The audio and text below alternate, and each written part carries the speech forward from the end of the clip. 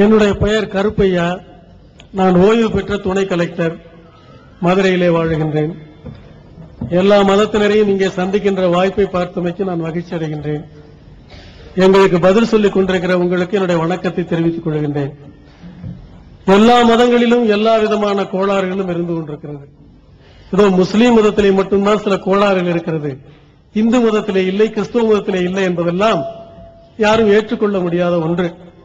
ஏதோ நீங்கள் முஸ்லீம் மதத்திலே இருந்து பதில் சொல்லிக் கொண்டிருக்கிறீர்கள், உங்களை பற்றியே கேள்வி கேட்டுக் கொண்டிருக்கிறார்கள்.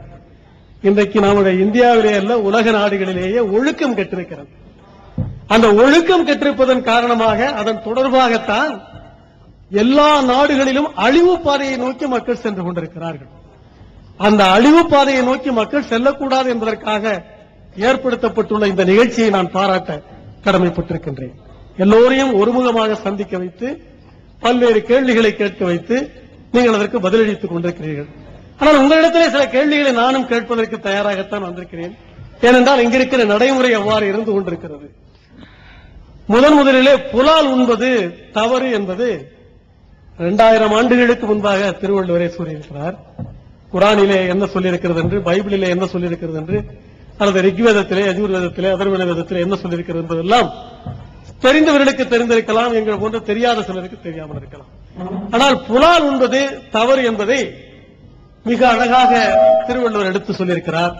பொருளாட்சி போற்றாதார்க்கு இல்லை, அருளாட்சி ஆங்கில்லை ஊன் தின்பவர்க்கு என்று சொல்லியிருக்கிறார். ஊன் தின்பவர்க்கு அருளாட்சி இல்லை என்று சொல்லியிருக்கிறார். நீங்களும் புலால் உண்கிறீர்கள், நானும் உண்ணுகின்றேன். ஏன் நாம் எல்லோரும் அதை புலால் உண்ணாமலே இருக்க முடியாதா?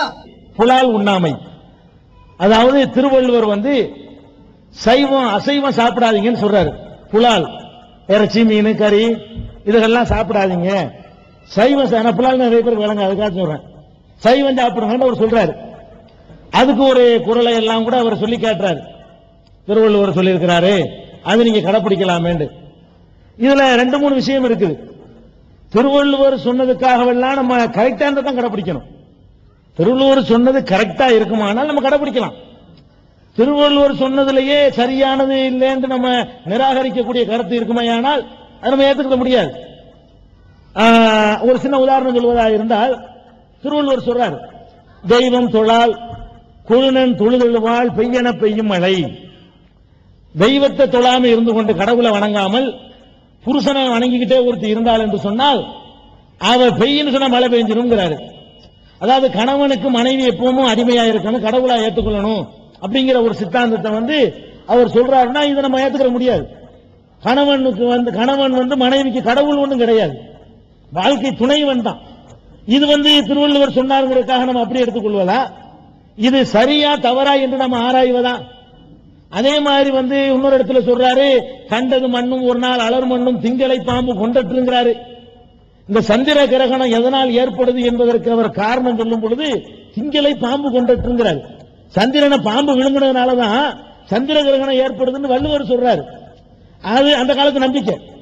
சந்திரனை பாம்பு விழுங்குது, சந்திர கிரகணம் விழுங்குனதை மறுபடி துப்புது, கிரகணம் விலகுதுன்னு ஒரு பாட்டிமார்கள் நம்பிக்கை இருக்கும் இல்லையா? அதை கேட்டுக்கிட்டு வள்ளுவர் அன்னைக்கு சொல்லி வச்சிருக்கிறாரு. வள்ளுவர் சொன்னார் நம்ம பார்க்க கூடாது, சொன்னது சரியானதான் பார்க்கணும். இந்த புலால் உண்ணுவதை பத்தி அவர் என்ன சொல்லியிருக்கிறாரு? அவர் சொல்றாரு, கொல்லான் புலாலை மறுத்தானை கைகூப்பி எல்லா உயிரும் தொழுங்கிறாரு. புலாலை மறுத்துட்டான்னு சொன்னா எல்லா உயிரும் கைகூப்பி நம்ம தொழுவுமா? சைவம் சாப்பிட்ற ஆட்களை எல்லாம் ஆடு மாடு கழுத கூட எல்லாம் கும்பிடுங்கிறாரு. யாரையாவது கும்பிட்டு இருக்குதா? புலாலை மறுத்தவர்கள் போகும் பொழுதெல்லாம் இந்த எல்லா உயிரும் கைகூப்பி தொழுது இருக்கிறதா? சும்மா சொல்றாரு, ஒன்னு அடக்கி சொல்றாரு எடுத்துக்கணுமே தவிர சரியா தவறாண்டு ஆய்வு செய்யணும். அதை எப்படி பார்க்கணும்னா, இஸ்லாம் சொன்னதை நீங்க அப்படித்தான் பாருங்க நான் சொல்றேன். அதாவது அது சொல்ற மெசேஜ் சரியா தவறா அதான் நீங்க பார்க்கணும். அந்த அடிப்படையில் வள்ளுவர் சொல்றாரு, 2000 வருஷத்துக்கு முந்தி சொல்றாரு, தூக்கி வச்சிருவோம். புலால் உண்ணக்கூடாது என்பது ஒரு பெரிய சித்தாந்தமா? அது ஒரு நாட்டுக்கு நன்மை பயக்கக்கூடிய ஒரு கொள்கையா? நடைமுறைப்படுத்துறதுக்கு சாத்தியமான ஒரு பெரிய வரவேற்கத்தக்க ஒரு முடிவா? இல்ல, கண்டிப்பா இல்ல. இந்த உலகம் எல்லாம் மனித இனம் வாழ்றான். நீங்க எஸ்கிமோக்களை பத்தி படிச்சிருப்பீங்க. துருவ பிரதேசங்கள்ல வசிக்கிறான். அங்க எந்த பயிரும் விவசாயம் பண்ண முடியாது, எந்த தானியங்களும் அங்க உற்பத்தி ஆகாது. அவனுக்கு இருக்கிற ஒரே உணவு மீன் மட்டும்தான். அங்க உள்ள பழைய கடல்ல ஓட்ட போட்டு மீனை பிடிச்சி தான் திங்க முடியும். அவன்கிட்ட போய்கிட்டு இந்த திருவள்ளுவர் சொன்னதை சொன்னீங்கன்னா அவன் செத்து போயிடும். நீ புலால் உண்ணாதே, இப்ப என்னத்தை உன்னையதான் இப்ப உண்ணணும், அப்படி மாடா இல்லையா? நான் போய் அவன்கிட்ட சொன்னேன்னு சொன்னா, அப்ப இது நம்ம என்ன செய்யணும்னா, உலகத்துல பலதரப்பட்ட மனிதர்கள் வாழ்றாங்க, எல்லாராலையும் கடைபிடிக்கக்கூடிய புலால் உண்பது கட்டாய கடமையா இஸ்லாத்துல? விரும்புனா உண்ணாம இருக்கலாமே. ஒரு முஸ்லீம் விரும்பினா உண்ணலாம், விரும்பலன்னா உண்ணாம இருக்கலாம். அது ஒரு அனுமதி தான் இஸ்லாத்துல. அப்ப அனுமதியை கொடுத்தா தான் எல்லாருக்கும் அது பொருந்தும். அதாவது இதெல்லாம் இருக்கக்கூடிய நேரத்தில் எல்லாருக்கும் அனுமதியை கொடுத்துடணும். அடுத்தது இப்படி வாங்க, அந்த காலத்திலேயாவது இந்த விவரம் இல்லாத காலத்தில் இதை சொல்லியிருக்கலாம். இப்ப நாம பெரிய ஆய்வு செய்து விஞ்ஞான முன்னேற்றம் அடைந்த காலத்தில் நீங்க வாழ்ந்துகிட்டு இருக்கிறீங்க. பச்சை தண்ணி ஒரு டம்ளர் எடுக்கிறீங்க, அந்த தண்ணீர்ல கோடிக்கணக்கான பாக்டீரியாக்கள் என்ற கிருமிகள் உயிரினங்கள் இருக்குது. ஒரு கோல தண்ணீர்ல நீங்க அப்படியே குடிச்சீங்கன்னா பச்சையா திங்கிறீங்க, சுடுதண்ணி குடிச்சீங்கன்னா சூப் போட்டு குடிக்கிறீங்க. உயிரினம் சாப்பிடாத ஒருத்தன் கிடையாது உலகத்துல, நல்லா விளங்கிக்கிறேன். தண்ணீரை மட்டும்தான் நான் சாப்பிடுறேன்னு ஒருத்தன் சொன்னாலும் அவன் எத்தனை உயிரினங்களை ஒண்ணு உசுரோடவோ இல்ல சாகடித்து சாப்பிடுறான். அப்ப உங்க கண்ணுக்கு தெரிஞ்சது மட்டும்தான் உயிரினமா? உயிரினம்னா உயிர் இருக்குது, வளருது, பெருசாகுது. நீங்க கொஞ்சம் தண்ணியை வச்சு கொஞ்ச நாள் சென்று பாருங்க, பெரிய புழுப்புலா நிக்குமே, ஆகாயத்துல குதிச்சது, கண்ணுக்கு தெரியாம இருந்தது பெருசா இருக்குது, அவ்வளவுதான். அப்ப எத்தனையோ விதமான உயிரினங்களை நம்ம சாப்பிட்டு இருக்கிறோமே. உயிரினம்னா ஓடக்கூடிய, ஆடக்கூடிய, அசையக்கூடிய உயிரினங்கள் சாப்பிட்டு தான் இருக்கிறோம். எந்த பொருள் நீங்க சாப்பிட முடியாது. இன்னும் சொல்ல போனா தாவரங்கள்ல உயிர் இருக்குங்கிறான் இப்ப உள்ளன. இப்ப என்ன கண்டுபிடிச்சிருக்காங்கன்னா தாவரங்கள்ல உயிர் இருக்கு. உயிர் இல்லாட்டி எப்படி வளரும்? இது 15 வருஷத்துக்கு முன்னாடி இப்படிதான் இருந்துச்சு, இப்போ இப்படிதான் இருக்குது. இன்னொரு 15 வருஷத்துக்கு பிறகு வந்தாலும் இப்படிதான் இருக்கு. இது வளர்ந்திருக்காது, கொஞ்சம் தடிச்சு போயிருக்காது. இதுல எந்த ஒரு மாற்றம், என்ன மாற்றம் வரும்? பழசா வேணா போயிருக்கும், அந்த மாற்றம் வந்திருக்குமே தவிர வளர்ச்சி இருக்காது. எது வளருதோ அதுல உயிர் இருக்குது.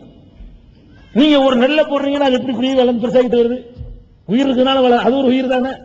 என்ன உயிர்ல பல வெரைட்டி இருக்குது. உயிர் என்பதுல பல வகை. ஆட்டுக்கும் உசுறு இருக்கு, மனுஷனுக்கும் உசுறு இருக்கு. என்ன வித்தியாசம்? அந்த உசுறு இயங்க முடியும், சிந்திக்க முடியாது. அந்த உசுரை கொண்டு ஆட்டுக்கு சிந்திக்க முடியாது, ஓட முடியும், ஆட முடியும், கடிக்க முடியும், முட்ட முடியும், திங்க முடியும், தூங்க முடியும். அந்த உயிரை கொண்டு அது செய்ய முடியும். பேச முடியுமா? அதுக்கும் உயிர் எனக்கும் உயிர், பேச சொல்ல பாப்பன்னு கேட்க முடியுமா? பேச முடியாது. சிந்திக்க முடியுமா? சிந்திக்க முடியாது. அப்ப மனுஷனுக்கும் உயிர் இருக்கு, அதுக்கும் உயிர் இருக்கு, வித்தியாசம் இருக்குது. அதே மாதிரி மிருகங்களுக்கு இருக்கிற உயிருக்கும் தாவரங்களுக்கு இருக்கிற உயிருக்கும் மத்தியிலையும் வித்தியாசம் இருக்குது. இதுவும் வளருது, அதுவும் வளருது. இதுவும் இனப்பெருக்கம் செய்யுது, அதுவும் இனப்பெருக்கம் செய்யுது. இதுலயும் ஆண் பெண் இருக்குது, அதுலயும் ஆண் பெண் இருக்குது. தாவரத்துல மகரந்த சேர்க்கை, தன் மகரந்த சேர்க்கை, அயல் மகரந்த சேர்க்கை படிக்கிறோமே. ஆண் பூ பெண் பூ இருக்குது. இந்த ஆண் பூ பெண் பூ சேர்ந்தா தான் அங்க ஜனிக்க முடியும். ஆண் பூ பெண் பூ எப்படி சேரும்? மனுஷன் ஓடி போய் சேரலாம், ஆடு மாடு அப்படி சேர்ந்துக்கலாம். தாவரங்கள் எப்படி சேரும்? அது சேர முடியாதுங்கிறதுக்காக வேண்டி வண்டுகள் இதுல உட்கார்ந்து அப்புறம் அதுல உட்காருமா. ஆண் பூல உட்கார்ந்து அதனுடைய கால்கள்ல மகரந்த பொடி எடுத்துக்கொண்டு பெண் பூல உட்காரும். அந்த பொடியுடைய அது பட்ட உடனே அதுல இருந்து காய், பூ, பழம், கனி உற்பத்தி ஆகுதுங்கிறான். ஆணும் பெண்ணு இருக்குன்னு சொல்லிட்டு எல்லாத்தையும் உசுறு இருக்குல்ல. இப்ப கத்திரிக்காய் நீங்க கூடாது, அது ஒரு உயிர். உருளைக்கிழங்கு உயிர், நெல்லு உயிர், புல்லு உயிர், எல்லாம் உயிர், எல்லாம் உயிர். இன்றைக்கு யாரு உயிர்னால வளருது. தொட்டாச்சினிங்கன்னு ஒரு செடி இருக்கு, தொட்டோட அப்படி சுருங்கிருக்கு, பார்த்திருப்பீங்களா? தொட்டார் சினிங்கின்னு ஒரு செடி, தொட்டார் சினிங்கி, அதுக்கு பேரு சினிங்கிமா, தொட்டா சுருங்கிமாங்க கிராமத்துல. அப்ப தொட்டவன சினுங்குதுன்னு சொல்லுவா, இல்ல சுருங்குது எதோ வச்சுட்டு போங்க. அது இப்படி விரிஞ்சு நிக்கும், தொட்டோட சுருங்கிக்கிறோம். அது நம்ம உயிரை காட்டுது, எனக்கு உயிர் இருக்கு பாருங்குது. நீ தொட்டோட இதுக்கு சுருங்குனது ஒரு நத்தை சுருடுற மாதிரி அது சுருடுதுல. நத்தை எப்படி தொடுவதை உணருதோ, தொடுவதை உணரக்கூடிய தாவரம் இருக்குத சூரியகாந்தி. அந்த பேர்ல பாருங்க, சூரியனின் காதலி. காந்தினா காதலி தானே, சூரியகாந்தினா சூரியனுடைய காதலி. சூரியன் இருக்கிற பக்கமே திரும்பிக்கிட்டு இருக்காது. இப்படி இருந்தா இப்படி நிற்கும், பகல்ல பார்த்து உச்சில இப்படி நிற்கும் அந்த மலர், சாயந்தரத்தில் இப்படி நிற்கும், காலையில் இப்படி நிற்கும்.